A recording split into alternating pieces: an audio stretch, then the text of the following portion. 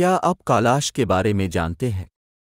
ان کی تاریخ، ثقافت، زبان، روایت اور ان کی آبادی کیا ہے؟ تو آج ہم آپ کو کالاش کے بارے میں تفصیلات بتائیں گے، تو مکمل ویڈیو دیکھیں، یہ آپ کے لیے مزید مفید ثابت ہوگا۔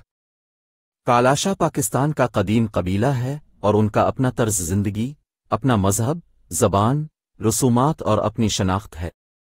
پاکستان کے صوبہ خیبر پختونخوا کے ضلع چترال میں رہنے والے ایک ہند آریائی مقامی لوگ ہیں۔ پاکستان میں کالاش کی آبادی صرف چند ہزار میں ہے، جو انہیں پاکستان کی سب سے چھوٹی نسلی اقلیتوں میں سے ایک بناتی ہے۔ انہیں پاکستان کے لوگوں میں منفرد سمجھا جاتا ہے۔ انہیں پاکستان کا سب سے چھوٹا نسلی مذہبی گروہ بھی سمجھا جاتا ہے اور روایتی طور پر ایک مذہب پر عمل کرتے ہیں جسے کچھ مصنفین دشمنی کی ایک شکل قرار دیتے ہیں۔ 20ویں صدی کے وسط کے دوران پاکستان کے چند کالاشا دیہاتوں کو اسلام قبول کرنے پر مجبور کرنے کی کوشش کی گئی، لیکن لوگوں نے تبدیلی کا مقابلہ کیا اور جب سرکاری دباؤ ہٹایا گیا تو اکثریت نے اپنے مذہب پر عمل کرنا شروع کر دیا۔ اس کے باوجود کچھ کالاشا نے اسلام قبول کر لیا ہے، باوجود اس کے کہ ان کی برادری نے ایسا کرنے سے انکار کر دیا تھا۔ یہ اصطلاح بہت سے الگ الگ لوگوں کے لیے استعمال ہوتی ہے، جن میں علاوہ اشکون اور ٹریگامی بولنے والے شامل ہیں۔ کالاش کو ایشیا کا ایک مقامی باشندہ سمجھا جاتا ہے۔ ان کے آباء و اجداد ممکنہ طور پر مزید جنوب میں کسی اور مقام سے وادی چترال کی طرف ہجرت کر کے آئے تھے، جسے کالاش اپنے لوک گیتوں اور مائک کاوی میں قسام کہتے ہیں۔ کالاش کے مختلف لوگوں کو مہاجر یا پناہ گزین سمجھا جاتا ہے۔ انہیں کچھ لوگ گندھاری لوگوں کی اولاد بھی مانتے ہیں۔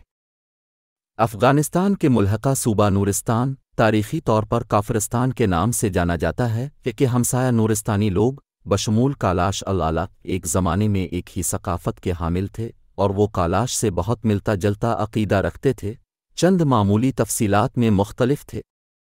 ان کی سرزمین پر تاریخی طور پر پہلے اسلامی حملے 11ویں صدی میں غزنویوں کے ذریعے کیے گئے تھے، جبکہ وہ خود پہلی بار 1339 میں تیمور کے حملوں کے دوران تصدیق شدہ۔ نورستان کو 1895-96 میں زبردستی اسلام قبول کیا گیا تھا، حالانکہ کچھ شواہد سے پتہ چلتا ہے کہ لوگ اپنے رسم و رواج پر عمل پیرا ہے۔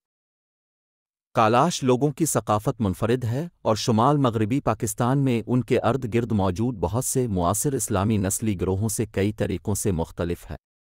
وہ مشرک ہیں اور فطرت ان کی روزمرہ کی زندگی میں انتہائی اہم اور روحانی کردار ادا کرتی ہے۔ ان کی مذہبی روایت کے ایک حصے کے طور پر قربانیاں پیش کی جاتی ہیں اور تہواروں کا انعقاد ان کی 3 وادیوں کے وافر وسائل کا شکریہ ادا کرنے کے لیے کیا جاتا ہے۔ کالاشا دیش 3 کالاش وادیاں 2 الگ الگ ثقافتی علاقوں پر مشتمل ہے۔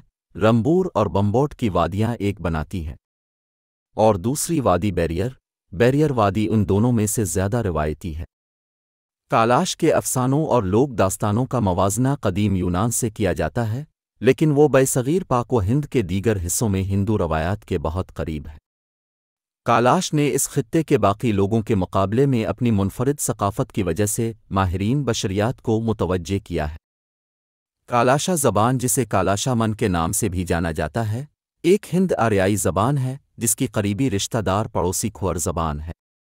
کالاشا پہلے جنوبی چترال کے ایک بڑے رقبے پر بولی جاتی تھی، لیکن اب یہ زیادہ تر مغربی جانب کی وادیوں تک محدود ہے، جس کی وجہ سے کھور کی زمین کھو گئی ہے۔ کالاش کے 3 اہم تہوار خواسنگاؤ مئی کے وسط میں چلم جوشی، خزاں میں اچیا اور وسط سرما میں کاموس ہیں۔ چرواہی دیوتا سوریزان موسم خزاں اور سردیوں میں ریوڑ کی حفاظت کرتا ہے اور موسم سرما کے تہوار میں اس کا شکریہ ادا کیا جاتا ہے۔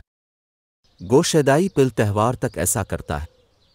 پورا سے ستمبر میں پورا چاند اور موسم بہار میں جوشی تہوار میں شکریہ ادا کیا جاتا ہے۔ جوشی ہر سال مئی کے آخر میں منایا جاتا ہے۔ جوشی کا پہلا دن دودھ کا دن ہے، جس پر کیلاش دودھ کا نذرانہ پیش کرتے ہیں جو تہوار سے پہلے 10 دن تک محفوظ کیا گیا تھا۔ کالاش کا سب سے اہم تہوار چاؤموس ہے۔ کاؤموس گیونا چاؤموس آت کھور اور چترمس سے 4742، جو 2 ہفتوں تک موسم سرما کے سال دسمبر میں چاؤموس مسترک مہینے کے آغاز میں منایا جاتا ہے۔ یہ سال کے فیلڈ ورک اور کٹائی کے اختتام کی نشاندہی کرتا ہے۔ اس میں بہت زیادہ موسیقی، رقص اور بکریوں کو بطور خوراک استعمال کرنا شامل ہے۔ یہ دیوتا بالیمین کے لیے وقف ہے، جس کے بارے میں خیال کیا جاتا ہے کہ وہ کالاش کے افسانوی آبائی وطن تسیم سے دعوت کی مدت کے لیے تشریف لاتے ہیں۔ میں ناپاک اور غیر شروع شدہ افراد کو داخل نہیں کیا جاتا ہے۔ انہیں خواتین اور بچوں پر آگ کا نشان لہرا کر اور مردوں کے لیے آگ کی ایک خصوصی رسم کے ذریعے پاک کیا جانا چاہیے، جس میں شمن مردوں کے اوپر جونی پر برانڈ لہراتے ہوئے شامل ہے۔ دیوتاؤں کے پرانے اصول اب نافذ العمل نہیں ہیں، جیسا کہ سال کے آخر اور کارنیول جیسی رسومات کے لیے عام ہے۔ چوموس کی مرکزی رسم ٹوک کے درخت پر ہوتی ہے، ایک جگہ جسے اندرا کی جگہ اندرون کوٹ اندرین کہا جاتا ہے۔ اندرون کوٹ کے بارے میں بعض اوقات یہ خیال کیا جاتا ہے کہ وہ بالومین کے بھائی ڈاکٹر مویشیوں کے مالک سے تعلق رکھتا ہے۔ مردوں کو دو جماعتوں میں تقسیم کیا جانا چاہیے۔ پاک لوگوں کو ماضی کے معزز گیت گانا پڑتا ہے، لیکن ناپاک لوگ بالکل مختلف تال کے ساتھ جنگلی، پرجوش اور فحش گانے گاتے ہیں۔ یہ ایک جنسی تبدیلی کے ساتھ ہے۔ مرد عورتوں کا لباس پہنتے ہیں، عورتیں مردوں کے طور پر۔ بالومین کو بھی جزوی طور پر عورت کے طور پر دیکھا جاتا ہے اور اپنی مرضی سے دونوں شکلوں کے درمیان تبدیل ہو سکتا ہے۔ کالاش لوگ بنیادی طور پر روایتی کالاش مذہب کے پیروکار ہیں، جسے کچھ مبصرین دشمنی کا نام دیتے ہیں، تاہم ایک بڑی اقلیت نے اسلام قبول کر لیا ہے۔ مائیکل وٹزل کے مطابق روایتی کالاش مذہب افسانے، رسومات، معاشرے کی بہت سی خصلتوں کا اشتراک کرتا ہے اور رگ ویدک مذہب کے بہت سے پہلوؤں کی بازگشت کرتا۔ کالاش ثقافت اور عقائد کا نظام اپنے ارد گرد موجود مختلف نسلی گروہوں سے مختلف ہے، لیکن شمال مشرقی افغانستان کے ہمسایہ نورستانیوں کی طرف سے جبری اسلام قبول کرنے سے پہلے ان کے طرز عمل سے ملتا جلتا ہے۔ کالاش کی چھوٹی سی تاریخ ہے۔ مزید اپڈیٹ کے لیے ہمارے چینل کو سبسکرائب کریں اور ہمیں اپنی رائے دیں۔